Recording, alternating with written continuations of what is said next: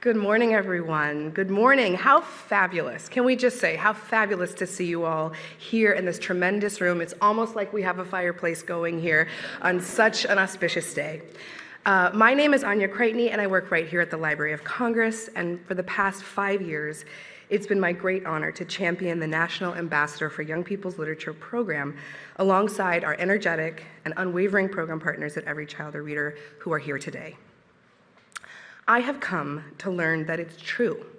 Each ambassador is special with their own unique gifts, charms, and talents.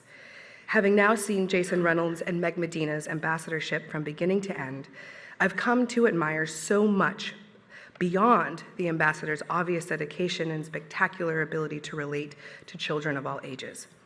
Jason, of course, has an almost psychic ability to understand what kids need, what permission they require to really open themselves to what's possible.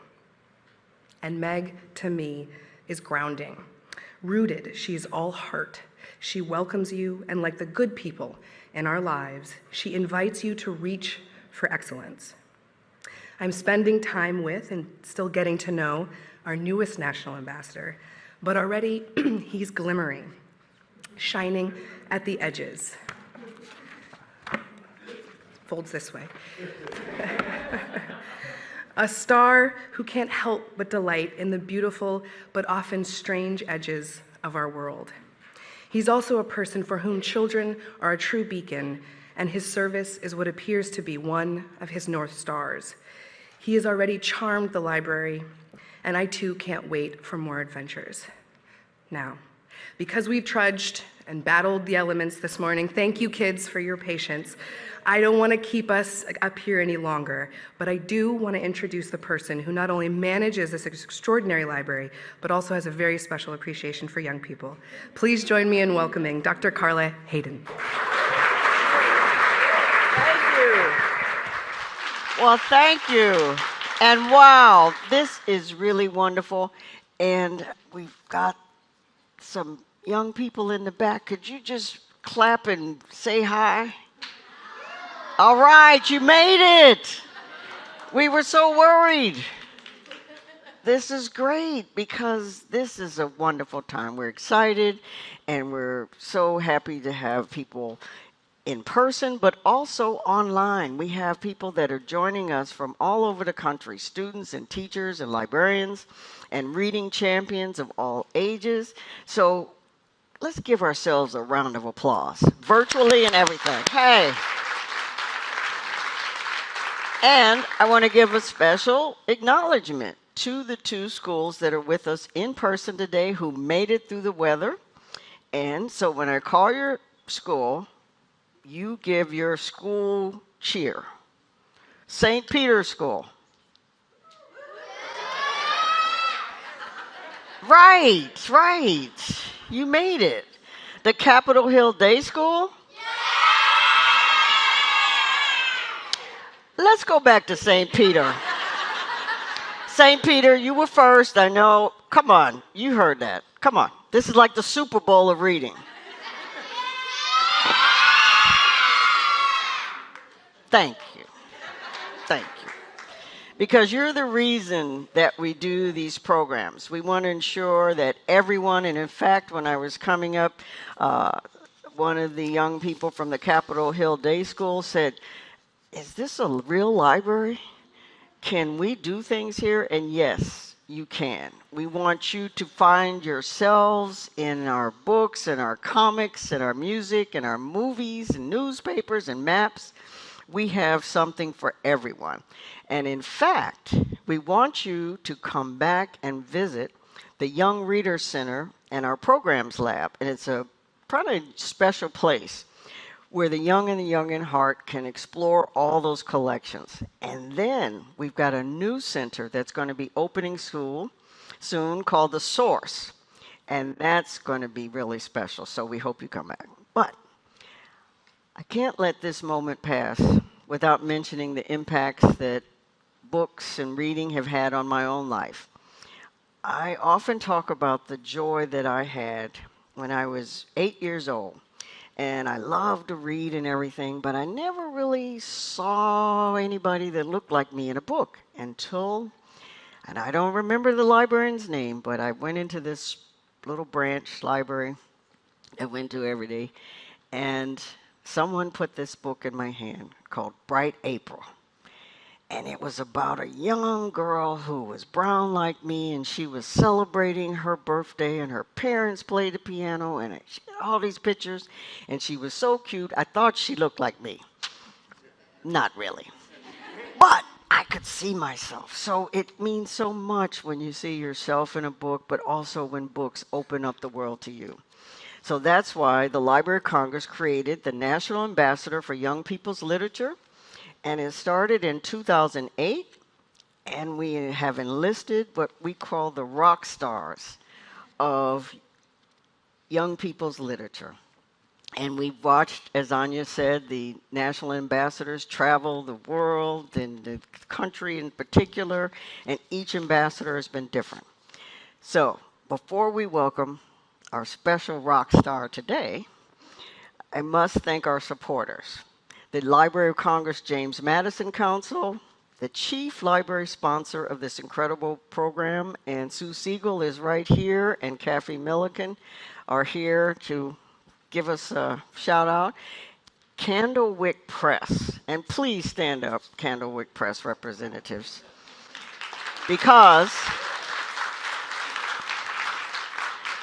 they have generously donated a copy of 20 questions for every young person in the audience today. So you will get, yes, yay. So thank you, Candlewick. And the Every Child a Reader Board and the 2025-26 National Ambassador for Young People's Literature Selection Committee. Wave your hands, many of whom are here today, and they help make it possible. So this is what is just really exciting about it, that we have so many people that are helping us. So I'd like to ask Shana Burkhead from our program partner, Every Child a Reader, to say a few words.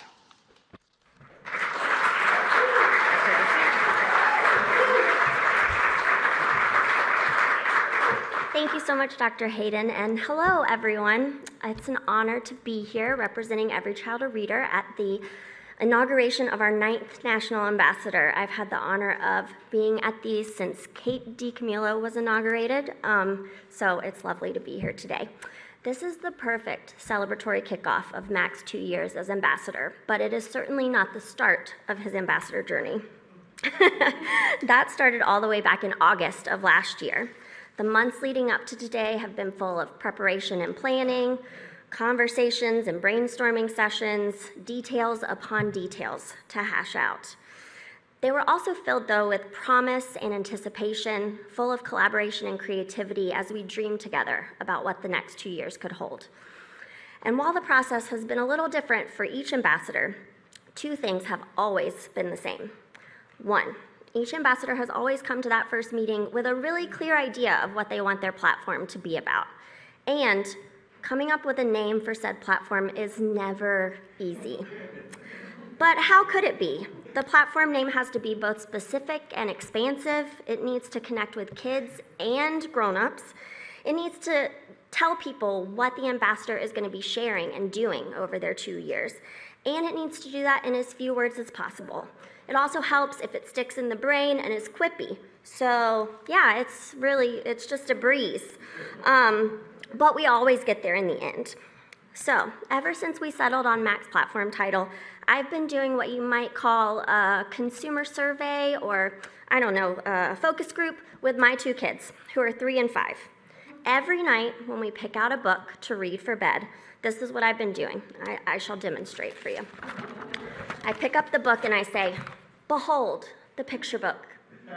And then I pause dramatically, and then I read. And while the data is still being collected on this study, I can offer some anecdotal observations. At first, my kids just laughed, which was totally gratifying, but after doing it a few times, I started to notice something. Presenting a picture book to them in that way seemed to make our nightly reading feel just a little more special. Despite my delivery, They understood the importance the words were placing on this thing that they interact with every day. Or, more accurately, they recognized the importance I was placing on it. Saying, "Behold the picture book," helped communicate my curiosity and reverence, both for the book and for the experience of reading with them. I love picture books, but I don't love all of them. I'm sure that my kids have picked up on my dismissal or lack of interest in some of the books they love. So I suppose what the data is showing is that I, as an adult, needed a reminder to embrace the wonder and art that is the picture book. As Mac will tell you, it isn't the kids out there that need convincing about picture books as one of the greatest forms of literature. They inherently know its power. And so, Mac's platform does some amazing double duty, letting kids know that he's taking them and their interests seriously while telling grown-ups to do the same, and inviting them both to explore this truly unique art form with all their senses. Every ambassador has brought something special and unique to this program, expanding it in ways that were not always apparent right off the bat. And while I know this will be the case for Mac, I can already see his platform, his passion, his intelligence, and playfulness are going to take this program to new heights. But Mac won't have to do it alone. He is beloved, and his community of fellow creators will support him and carry his message. His family will be by his side, and he has a multitude of champions, including the teams at the Library of Congress and Every Child a Reader, his publishers at Candlewick Press, the Madison Council, and the Every Child a Reader Board. I want to thank all these groups for their amazing work, and we'll continue to do it. And I also want to thank the amazing selection committee and Christian Robinson for his absolutely captivating logo.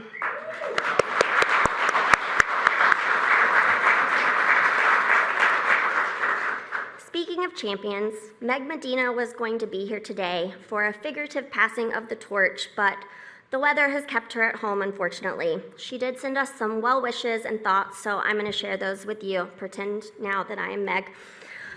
I am so sorry that bad weather has made a trip to DC impossible for me today. I was very much looking forward to this welcome celebration for Ambassador number 9, Mac Barnett. Mac, you will bring something fresh and memorable during your tenure. What I found out during my own time as ambassador was that there is no one right way to do it. There is only each of our ways as ambassador, based on our own talents and inclinations. I think the same will be true for you. We trust you will do wonderful things. The former ambassadors are behind you and cheering you on. Thank you, Meg, our champion for life.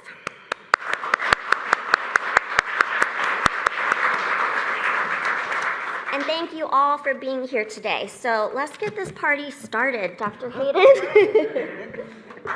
Thank you, Shana. Thank you, Shana. Thank you so much. And a remote thank you to Meg. We are sorry you couldn't be with us today, but we're grateful to your dedication and the new ways you've taught us to listen to each other. And yes, Shana, we're going to get the party started. We're going to our guest of honor, and I know you're eager to see him. He is the author of over 60 books for children, and you will probably recognize Extra Yarn, Sam and Dave Dig a Hole, and the popular Mac B. Kid Spy chapter book series, or the First Cat in Space graphic novels series. There's also the Shapes series of books, Triangle, Circle, and Square. I'm a little hokey. Thank you. Which were turned into the Shape Island animated series on Apple TV+. And he is a creator of many talents. He's won many prizes for his work, including 2 Caldecott honors, 3 New York Times New York Public Library Best Illustrated Awards, 3 E.B. White Read Aloud Awards, and an International Children's Literature Award, among others. Mac's journey began with a love of books and a big imagination. He grew up knowing that stories have the power to transport us to places we never dreamed possible.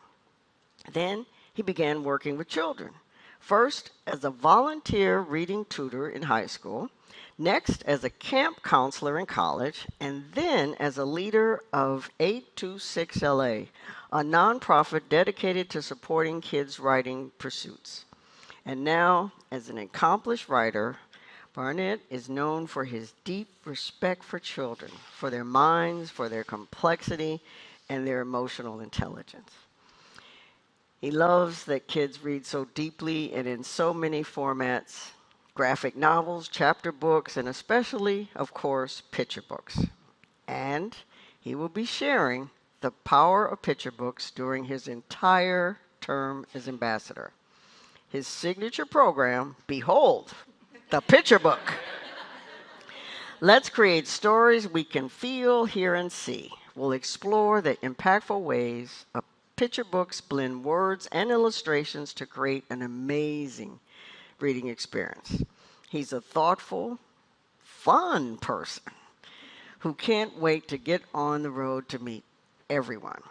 So, before we bring Mac Barnett up here, I understand and I know firsthand that his family is in the audience, starting with his very proud mom and dad. Could you all stand up?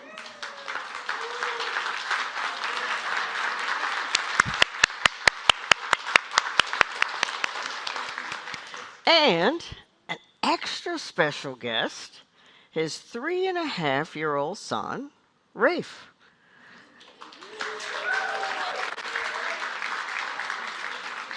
Who says, let's get this party started. So, Mac, it's time. Kids, are you ready? Let's get to work. Mac, come on up. Dr. Hayden. And Meg would have been here to do this. Oh, yeah. Oh, this is the Olympics. Dun, da, da, da!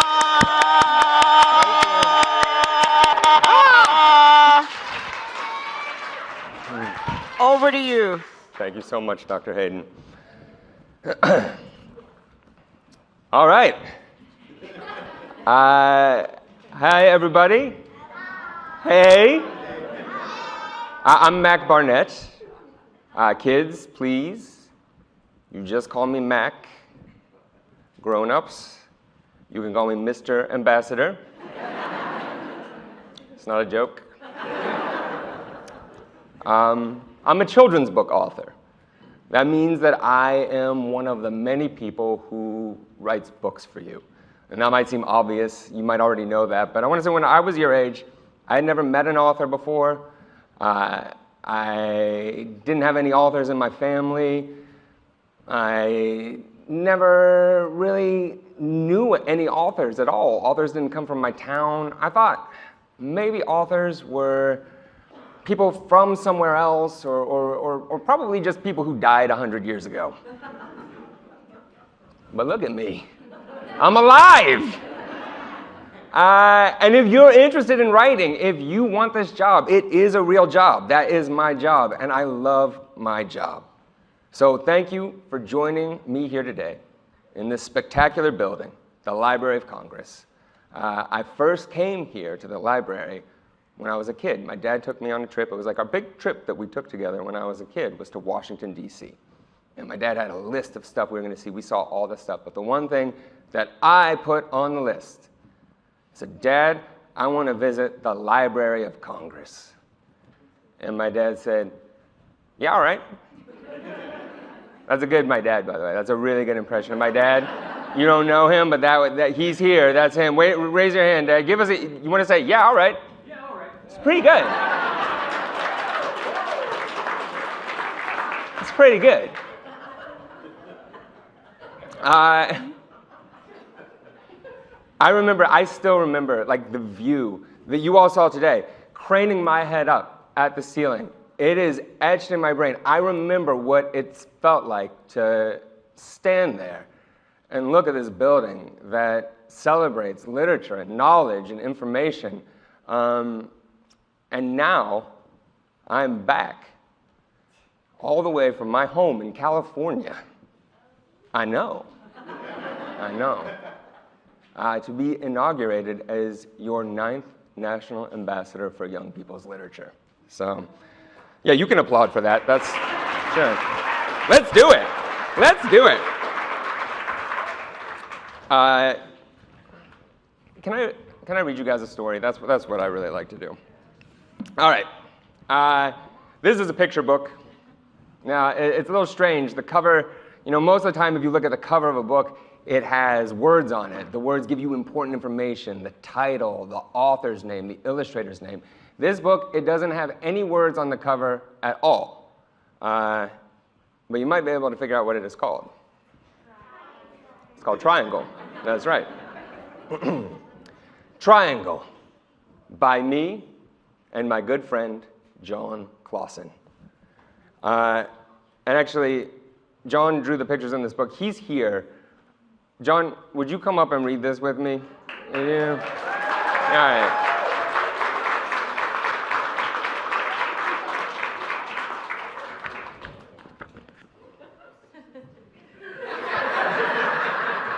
Hi, John. Hi. That's your mic. All right. I don't think you need to lean in, but just so you know. The Library of Congress. Here I am. Never mind. Go ahead. There's Triangle there waving. You can wave back at him. You don't have to. No pressure, but yeah, that's nice. It's polite. And what is Triangle if not polite? Triangle, by us. This is Triangle. This is Triangle's house. This is Triangle in his house. And that is Triangle's door. One day, Triangle walked out his door and away from his house. He was going to play a sneaky trick on Square. He walked past small triangles, and medium triangles, and big triangles. He walked past shapes that weren't triangles anymore. They were shapes with no names. He walked until he got to a place where there were squares. Still thinking of his sneaky trick, he walked past big squares and medium squares and small squares until he got to Square's house. Now, Said Triangle. I will play my sneaky trick. Triangle walked up to Square's door and said, Hiss. just like a snake. Square was afraid of snakes. Oh me, oh my, said Square. Go away, you snakes. Leave my door, Hiss. said Triangle. Hiss. Hiss. Can we get St. Paul to hiss with me? Yeah. And Capitol Sure. Hill. They were just quiet before, so hiss. I think it's St. Peter. St. Peter. Thank you. Oh dear, dear, dear, said Square. How many snakes are out there? 10? 10 million? Go away, snakes. Triangle could not hiss anymore. He was laughing too hard. Triangle, said Square. Is that you? Yes. Said Triangle. I know you are afraid of snakes. I have played a sneaky trick on you.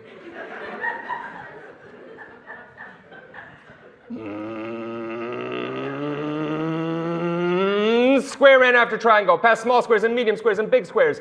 He ran past the shapes with no names, past the big triangles and medium triangles and small triangles, up to Triangle's house and right through his door. Almost.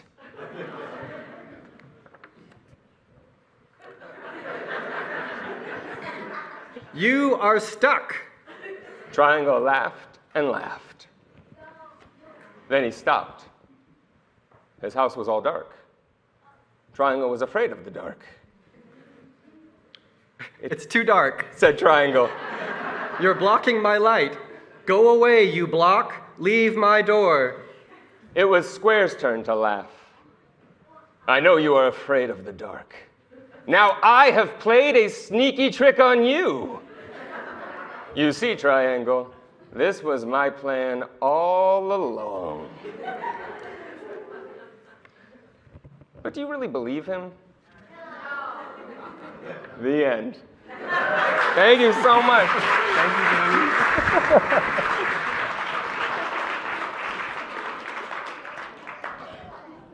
Thank you for listening.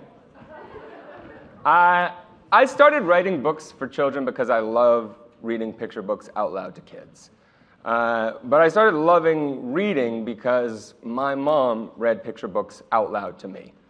My mom and dad divorced when I was 1, and my mom, it was really important to her that she just took being a single mom very seriously, did a lot of research, bought a lot of books on a lot of stuff. But one thing she bought was a book on recommending picture books to read aloud to your kid and how to do it, and it was a big part of our life together. Some of my most vivid memories of childhood are sitting next to my mom on our couch, morning, afternoon, evening, reading picture books, and then we read picture books again at bedtime too. They were just such a huge part of our life, and my mom is a very funny person. She's one of the funniest people I know. She has kind of a wicked sense of humor. And I remember very vividly sitting next to my mom, and she was reading me picture books by James Marshall, who's one of the funniest picture book writers to ever do it.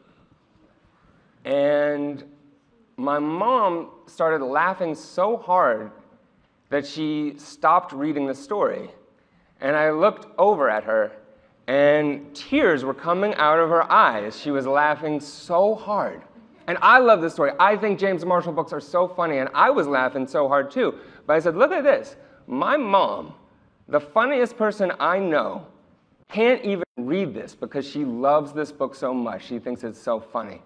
And that was huge. That was validating. It was very powerful. And it's something that we shared. These books became part of our life together. It's how we made sense of the world, inside jokes and references to the stuff in their pages.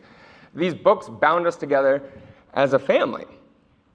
I knew I wanted to be a writer pretty early, but I didn't figure out what kind of writing I wanted to do until I was in college. And I worked at a summer camp for 4 to 6-year-olds.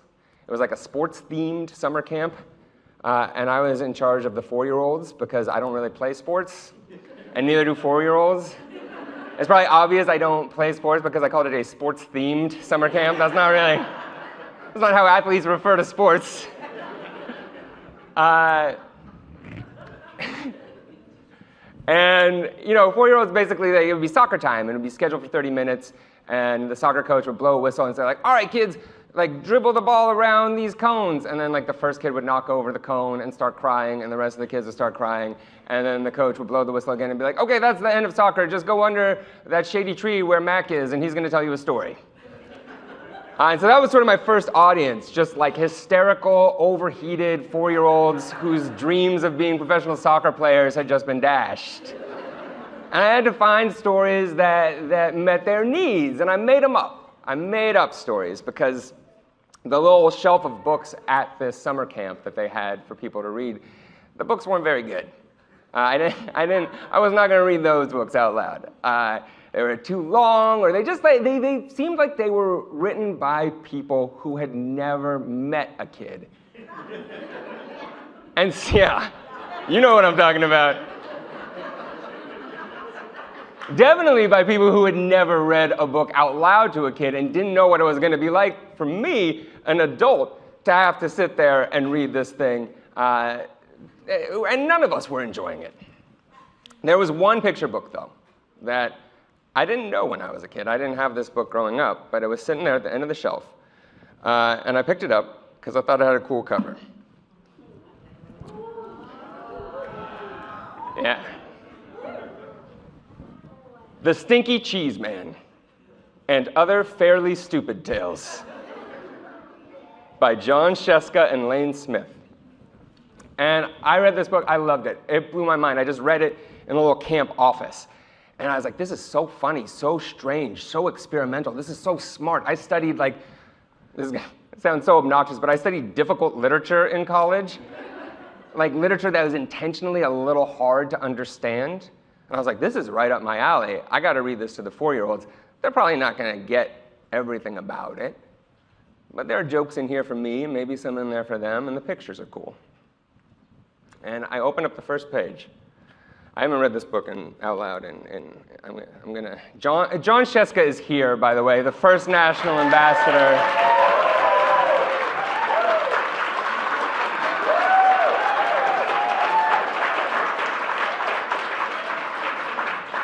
John, I don't think you've ever heard me do this, but I'm not going to read the whole thing. I'm going to read the start.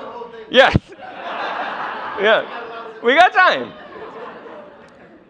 So right here, this is how it starts. Nothing has even happened yet. We're still in the end papers. And down here, there's a little guy who kind of looks like an elf. And a red hen. A little red hen.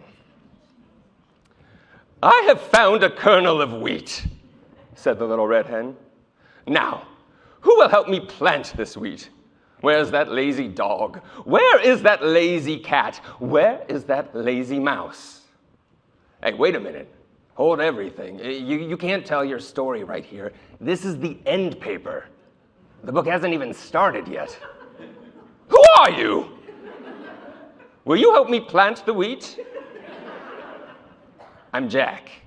I'm the narrator, and no, I can't help you plant the wheat. I'm a very busy guy trying to put a book together. Now, why don't you just disappear for a few pages, and I'll call when I need you. But who will help me tell my story? Who will help me draw a picture of the wheat? Who will help me spell the wheat?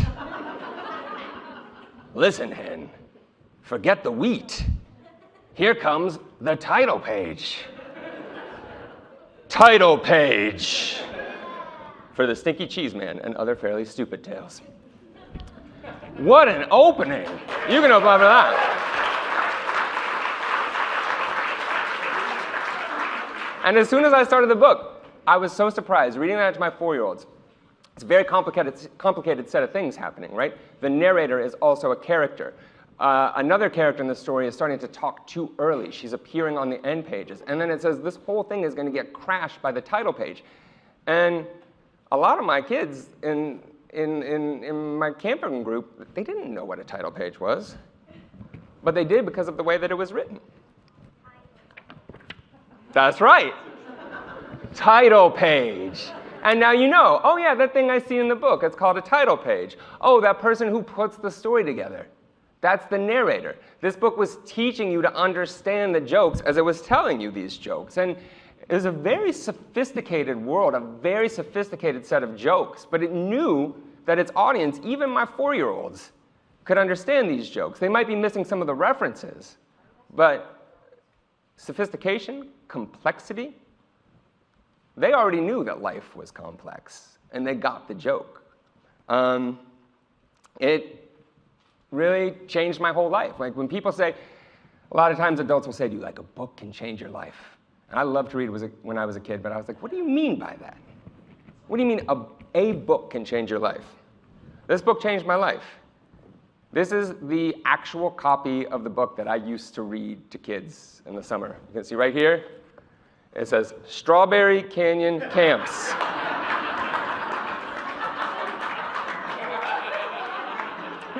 Dr. Hayden, I may need some sort of special dispensation. She's shaking her head. Children, do not be like your national ambassador for young people's literature. But it's quite an artifact. It's quite an artifact. If you need this for the collection, you let me, I mean, it's some history right here, you know? We can talk after. But here was a book that respected kids, was fresh and experimental. And it's only right that children's literature be experimental. Childhood is experimental. You're trying to figure things out. It was a book that asked the reader to do some work. And I find that books like this, books that aren't just meant to be passively read, but ask the reader to do some work too, kids are better at reading these kinds of books than adults are. A lot of times, adults, when we come into contact with something we don't immediately understand, we push it aside. But kids do what they always do. They sort of bravely figure out how it works, or at least what it means to them. You know, because when you're a kid, you're always having to do that kind of stuff. every situation you go in has a different set of rules. There's dinner at home with your mom versus dinner out at a restaurant with your mom versus dinner at home with your mom and her new boyfriend, Kevin. And you'll be telling a story that's fine to tell even out at a restaurant, but she's looking at you, she's like, don't tell that story in front of Kevin.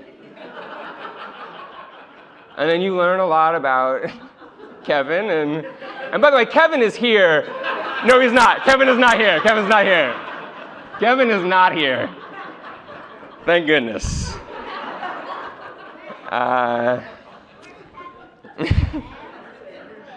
But that's all literary fiction is. It's dinner with Kevin. And kids are good at this stuff. There's a passage by a writer I love named Margaret Wise Brown, who wrote picture books, most famously Goodnight Moon. And she describes what it's like to write for very young kids, younger than you are, 5-year-olds. This is an essay she wrote called Writing for 5-Year-Olds. And I just want to read this short passage from you right here. When a child reaches the age of 5, he is the sum total of all his younger experiences and discoveries in a brand new world. He carries with him the 2-year-old's delight in sheer sound and pounding rhythms, and the glamour of the 2-year-old's own small self. The 3-year-old's humor and love of pattern, and his pleasure in the familiar sights of his own world. The 4-year-old's further joining of sound and pattern with rhythm and content, and the 4-year-old's first playful flights into the humor of the incongruous things that he knows just enough to know are not true. And finally, the 5-year-old's own keen humor and penetrating observation of the world around him. The careful watching of his own eyes and ears, the keenness of his nose and the sensitiveness of his touch, and the fine and vivid imagery of his own language. Here, perhaps, is the stage of rhyme and reason. It is certainly true that a 5-year-old has a keenness and awareness that will probably be displaced or blunted later. For the first time, he has the power of words, to use them and to hear them to describe the things that his 5-year-old senses perceive. He has his feet firmly enough on the ground now to go bouncing off on the most hilarious flights of imagination and to sympathize with and be curious about situations not his own. Here, then, is a challenging age to write for. It's hard work.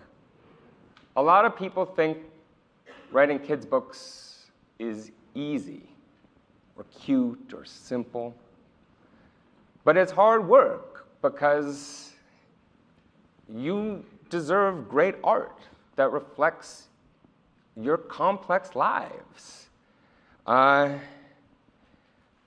We know this about other things, right? My dad was a pediatrician. His dad was a pediatrician. His dad was a pediatrician. I broke the family line. But we don't think about pediatricians like, oh, that's cute. That's cute medicine. We know it's hard work. Actually, we want the best doctors to do those jobs, people who know medicine generally, but also understand specifically how to apply it to heal children. Well, just as pediatricians take care of our children's bodies, children's book writers take care of their souls. And this is an important job. And where we are right now, this room, this medal right here that I get to wear, this title that I get to hold for 2 years, the presence of our Librarian of Congress, this is a sign that there are people here in this nation who believe children's books are important. And that means that they believe that you are important. So I just want to thank Dr. Carla Hayden, the Library of Congress, Every Child a Reader, and the selection committee for appointing me to this position. This is the honor of a lifetime. I want to thank my wife, Taylor, and our son, Rafe.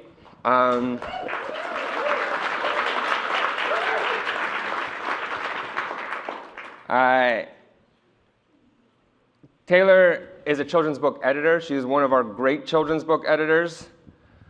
Our son is a child.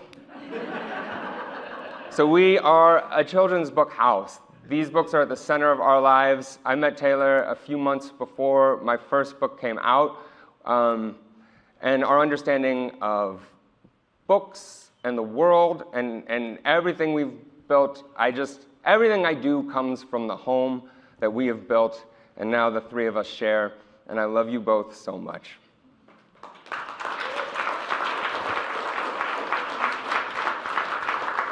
I just want to thank and recognize the first 8 ambassadors: John Sheska,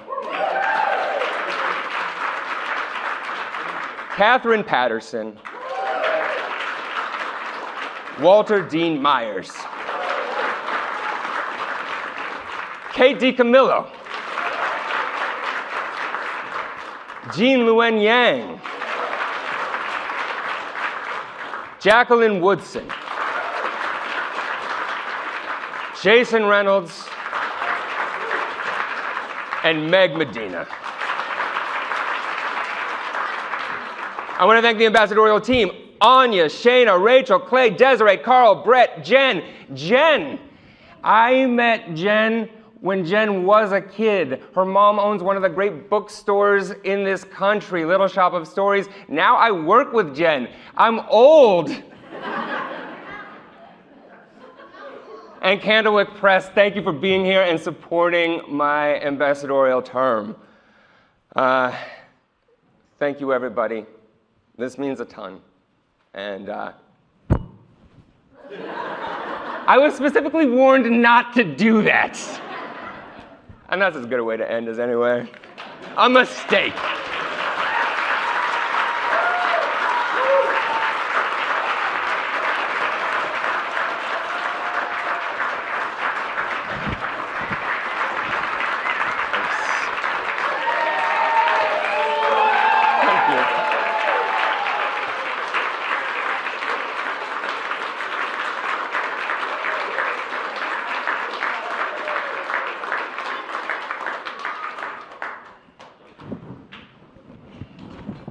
Wow. Yeah. Hi. Hi. Kevin, huh? Yeah. I get the honor of being the first one to ask you a few questions before we open it up. Okay. Okay? Yeah. And I wrote it down. All right. All right. Because you are a fun-loving author. I am a fun-loving author. Yeah, I mean, You're a fun-loving librarian. I'm thinking Saturday Night Live. I mean, Yeah. you are really something. But how will your identity as a picture book writer help your work as an ambassador? How is that going to be kind of special? Yeah, I really want to focus on picture books for this term. And I think it's going to be special just because the picture book is such a special art form. There's no other way that we tell a story that works quite like this, right? We know that there are words and pictures together telling the story. And that's very powerful because you see all kinds of images of the world around you or imagined worlds. But also, you need well-crafted prose or sometimes poetry to make these work. And the kid who we write these books for is synthesizing words, language, and pictures to create the story. But usually a picture book is something that is read out loud to a kid by an adult, right? So it's tied to the oral tradition. And really it's a lot like a performance. There's something theatrical about it, right? The adult reading this has to both be a reader, but also sort of an actor and play many parts, maybe do voices. There are aspects of dance, the body is so important, the angle between the book and your face and your arm, the way you change that, the way you turn the pages, right? A picture book is 16 page turns, and each one of those page turns is so exciting. And then it's just a tangible object that kids can hold. It's both an experience, this ephemeral thing where the story is the work that some grown-up read to them, but it's also this thing that they can hold and touch, and we spend a lot of time trying to make them beautiful and make the paper feel nice. And kids interact with these things like objects that they own, and that's really special too. So yeah, I just don't think that there's any art form like it, and I think it deserves a place alongside the novel, the short story, poetry, plays, as like one of the great literary forms. Yeah. And you have a supportive family and a network of collaborators. Yeah. So, how did your family really work into your creative life? You mentioned Taylor and how you met, and your collaborator that came up. Yep, John. Yep, John. John! So how does that all how does that all work for you? I mean, because it's Yeah, you know, oftentimes when a picture book has a different author and an illustrator, we don't know each other, we don't meet each other, we're not supposed to talk to each other. Things are kept very separate, but John and I were friends before we started working together. My best friend Sean Harris is here, Caldecott honor. yay! We've known each other since we were 7 years old. We're on the same soccer team. My wife makes children's books. John Sheska and I made a book together. I don't know, maybe kids, like some of you might have friends that like you get together and every time you hang out, you end up making stuff together, like videos or stop motion animation with Legos or songs or books. Like that's what Sean and I did when we were kids, and that's what I get to do a lot of the time with the people that I love in my life. We make stories together. Christian Robinson, who is our neighbor in Oakland, you know, we met in the very earliest days of our career, and to work with a friend like that, he made the logo. If you haven't seen it, you should check it out, and just to know, like, I can tell Christian, it's called Behold, the picture book. And he's like, all right, that's very Mac. And he can go off and he understands my mind and he can add his mind to it and we can create this thing that is sort of both of our minds coming together to create something for other people's minds to absorb. It's very special to do that with people you know. And love. And love. That's true. It's less special to do with people you love, you know and don't like. That's true. It's a little harder. That's true. I'm not going to say whether or not that's ever happened in my career. Sometimes you don't have a choice. Sometimes you don't have a choice. So you work through it. Now, okay, so Behold, the picture book. So what are you hoping to accomplish with that? Yeah, so you know what? I want, at the end of my term, 2 years later, I want to have changed people's minds about the picture book. I want to elevate its status in our literary culture. I want people to recognize what is true, that this is made by incredibly talented storytellers who work so hard to create a great artwork for really the best readers I can imagine, kids. Yeah, just to like change the entire literary status of the picture book in 2 years. Wow. I think we're gonna do it. Behold. the Behold! Picture book. So, there are a lot of adults here. So I we work noticed. with and I noticed. and we're going to have the young people come up too. But what about adults? Can picture books for children help adults too? Because we need help. Yeah, I think they can. I mean, I think that's something that's so cool about picture books generally. You know, I talked about what it's like to be a kid and hear these picture books read out loud and to look at the pictures. But the adult is reading the picture book out loud. It means that this is almost always a communal experience, right? Even if it's just like a mom reading to her son on the couch. Now we have a story that we've both read, and it matters to both of us. And we can talk about it. That's what books can do, right? They don't always. Sometimes you read a book, nobody else has read it, you want to tell everybody about it, you want to talk about it, nobody's read that book. But a picture book is usually read by at least one other person you know. Sometimes it's read to your whole class. But when an adult and a kid have read the same story, they can talk about it as equals. And there are so few places where adults and kids can meet as equals and exchange ideas and really listen to each other. And that will change an adult's life. If you really listen to a kid, that will change your life. There's stuff in there too, picture books are designed to go to deep places very quickly. They're about 32 pages long. But the subject of picture books is life itself, as the subject of all art is. And I'm sure like any adult who's read to kids has had those experiences where you're like washing the dishes the next day, and you're still thinking about that story that you read last night and how much it means to you. I have picture books like that I've been thinking about since my childhood, because there's so much shared humanity and so much just so much kids and adults have in common that a great picture book very often has insight that's really meaningful to adults as well.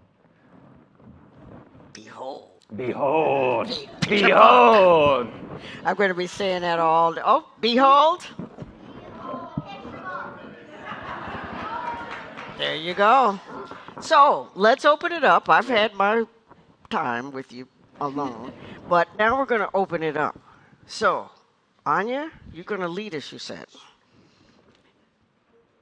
And it's hard to see above these adult heads, the young people. I don't know. I don't want to cause any trouble. I trust them. Look, they're going like this in the back. Okay. So I trust. Stand See, up, they make got yourself it. They got heard. it. Okay. They got it, folks. Before we, just before kids, right before, wasn't that a barn burner? Can we just please give a round of applause? That was just fantastic.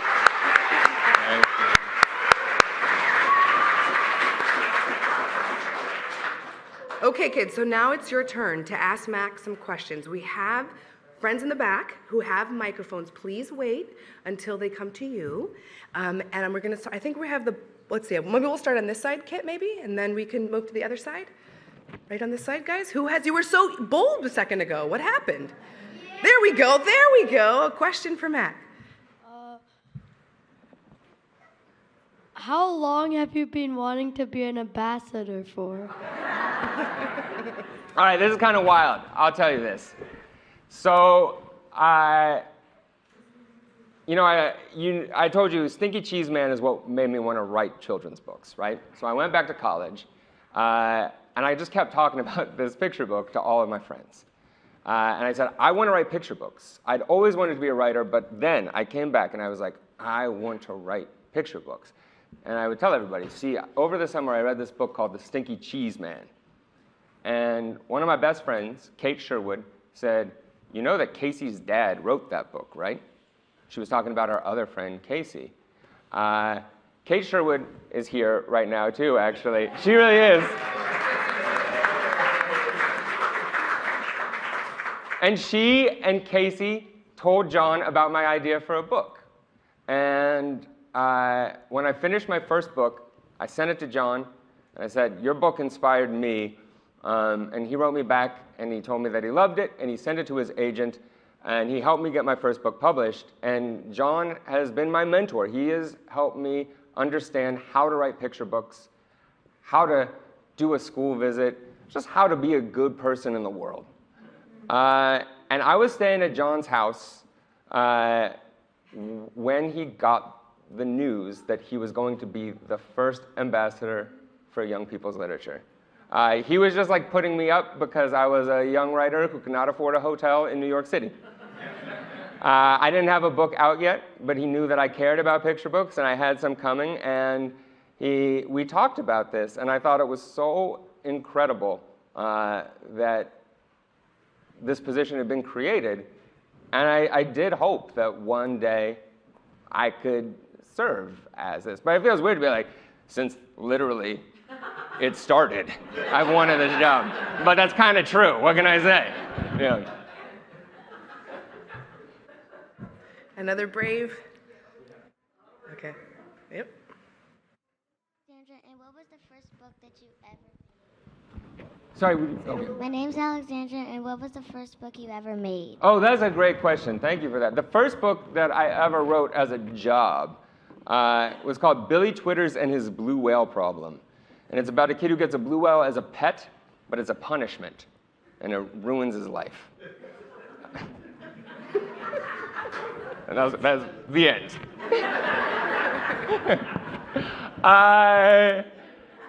And but the first book that I ever wrote, I don't know, I started writing books when I was probably in second grade is when I got really into it. And I would just write stories, draw all the pictures myself, make the cover, staple it together, give them to my mom, show them to my friends. And I think that's really when you become an author. The first time you make a story, not because it's your job, not because somebody told you to, not because somebody gave you money, but just because you feel like it. Like, that's what authors do. I still write because I feel like telling stories. Even if I don't feel like sitting and typing, in some deep way, I just feel like making stories. And I've been doing that since I was a kid. I am PJ, and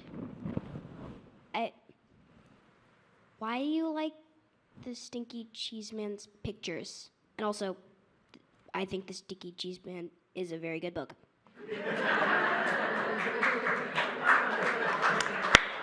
That applause break was attempted applause break. I was originated from John Sheska, I just want to say. I saw it happen from up here. I love that book too. I love the words a lot, and I also love the pictures. The pictures didn't look like anything I'd seen before, and the way that the words and the pictures work together, sometimes the words are literally part of the picture. You were getting information from over here and over there, and everything felt so wild and chaotic, but actually I could tell in both the words and the pictures that both John and Lane were in such control, and they were taking care of us as readers. They were taking care of the kids listening. They were taking care of the adult who had to read this book out loud. And what I really love about that book is the way that the words and the pictures dance together, because that's what's supposed to happen in a picture book. Hello, my name is Zeke, and what is your favorite picture book that you've made? Oh, that's a good question, Zeke. I think my favorite picture book that I've made is a picture book called The Wolf, the Duck, and the Mouse, which was illustrated by John Clausen, I should say. And that book is about a mouse who gets swallowed up by a wolf, and he meets a duck who's just living in the wolf's belly. And the mouse decides to make a home there too. The end. My name's Khalil, and I'm wondering, how did you get to be so funny? Thank you so much. Thank you so much, Khalil. You know, I get that question a lot, and you know, I would both give credit and blame to my mom. Because as I told you, my mom is so funny. And that was a great example. And also, a lot of the time when I make jokes, my mom is like, Mackie, why are you like that?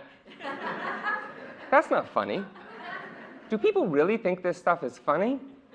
And it kind of puts a chip on your shoulder, right? Plus, a lot of humor comes from pain. It's very painful to make jokes over and over again and hear, Mackie, is that really funny? So my mom was both an example and just a motivator to get my chops up. Yeah. My name is Allie, and how many books have you written? That's a great question. Allie, I should have prepped. I knew I should have counted. I think it's like 62. It's 62. 62. I've written 62 books. Some picture books, some chapter books, graphic novels. I like to write all kinds of books. Yeah, so we're at 62, but there are a few more coming out that are already done, because it takes a long time to make a book. And so they kind of get stacked up. So there's probably about actually 70, and they'll come out over the next few years. I'm Alex, and how does it make you feel when you see children enjoying your books? That's a great question. So, you know, as a reader, so I mentioned Margaret Wise Brown, like that book, Goodnight Moon, which is so famous. I loved that book when I was a kid. And when I was a kid, like, I would worry a lot as I was going to sleep. It was very strange and unsettling.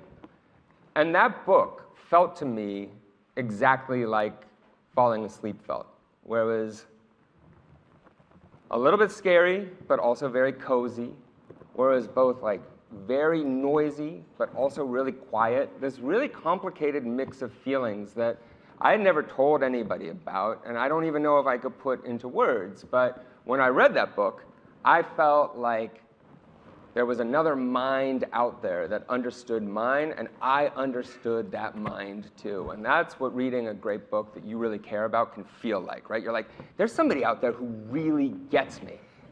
That's what it feels like for us writers too when kids enjoy our books. We say, hey, I really care about this thing. I think this is funny. I think this is important. I think this is infuriating. And here's this other person who cares about that thing too. There's a really beautiful connection that books and literature can give you that I can't find anywhere else. And so really, honestly, I want to thank all of you for reading my books, especially those of you who enjoyed them. Yeah. Okay, we have time for 2 more questions. One on this side. Yeah, thank you. My name is Mac, and what is your favorite chapter book or graphic novel book you wrote in? That's a good question, Mac. Mac, how do you spell it? M-A-C-K. M-A-C-K. Still. Great name, right? Great name. Yeah. Yeah. I think that my favorite of those longer books is probably, The First Cat in Space ate pizza. Wow, beautiful echo. Beautiful echo. What a room. And I made that book with my best friend Sean. We made it during the COVID pandemic when shelter-in-place orders had just gone out. Every Saturday morning, Sean and I would put on a live cartoon. And if you don't know what that is, it's because we invented them. See, I would write a script, and Sean would do a bunch of drawings, 20, 30. By the end, he was doing 55 drawings in pencil. And he would cut them out and make them all into these kind of paper-engineered wild machines. And he would film himself. We would get on Zoom, but instead of Sean's face being on the camera, he would turn the camera around, and he would film the drawings, and he would move his camera in the drawings, and we would do voices, and we would sing songs. And every week, tens of thousands of kids from around the world would watch the next episode of The First Cat in Space Ate Pizza. And the book is really this story that Sean and I wrote together for a bunch of kids. And when you're writing, you don't always, sometimes you're sitting alone at your house thinking about what it might be like to tell this story out loud. But this really felt like we were getting to tell it to kids as we were thinking it, which again, you remember, that is why I started doing this. So it was this thing that I've always loved to do with my friend. We were telling stories to kids and just sort of making it up as we went along. And it was really special. And that writing experience, just like, I don't think I'll ever have another one like it. I'm Cece, and my question is, have you ever wanted to be anything else except for a writer? Oh, good question, Cece.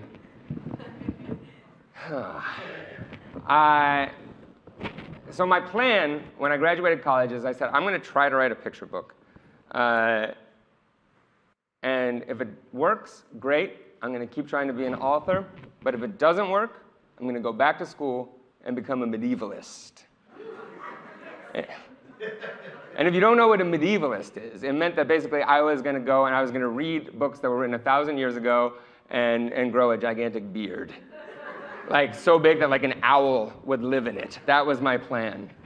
And some days, I will say, it still sounds pretty nice, that life. But I wouldn't want to be anything other than an author. And I'm so happy that I have this job.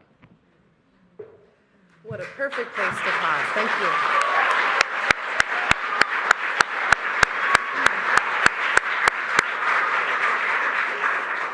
Oh, that was amazing. I hate to break up the party. We'll want Mac. We'll have him for 2 years. It's gonna be great. Well, I want to end with a very special treat. Right now, there are some note cards being passed out to the kids in the audience. And on these cards is a very central question, well, two questions. What do you want the ambassador, Mac, your good friend Mac, to know about young readers like you? Or what is your favorite picture book and why? I hope you take some time and fill them out and share them with Mac. We'll make sure he gets them. I also invite the viewers who are watching online to do this very thing. You can share your feedback at literature at loc.gov. We really want Mac to hear from you, and we want his term to be responsive to your needs. So please, everyone, a last round of applause for Mac Barnett, the 9th ambassador